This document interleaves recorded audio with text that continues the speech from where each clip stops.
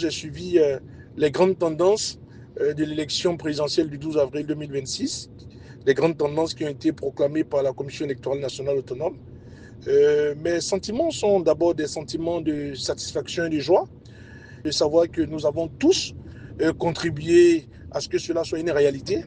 Et ensuite, je voudrais profiter du canal de votre micro pour dire mes félicitations au duo vainqueur et aussi reconnaître l'honnêteté du duo vaincu et qui a tout de suite reconnu sa défaite. Pour moi, voilà, c'est une chandelle pour notre démocratie.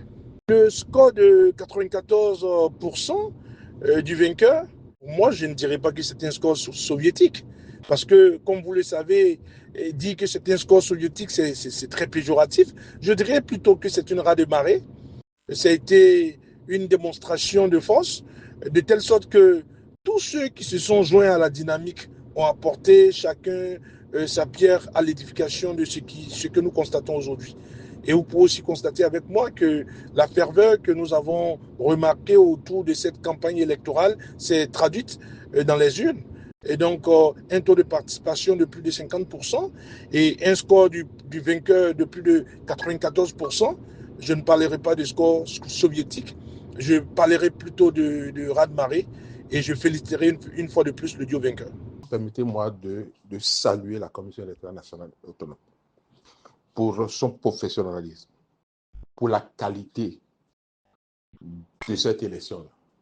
Nous avons observé une élection minutieusement préparée et une organisation, disons, quasi parfaite.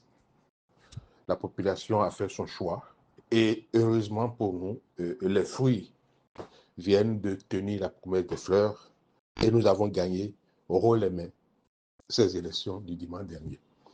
Et c'est l'occasion pour moi d'adresser mes chaleureuses félicitations au président élu, Romuald Wadaï, et à sa colistière, sans oublier la posture républicaine de l'autre duo, Paul Roch Mouanou, qui, sans tarder, a pu reconnaître l'effectivité, la justesse des chiffres proclamés par la Sénat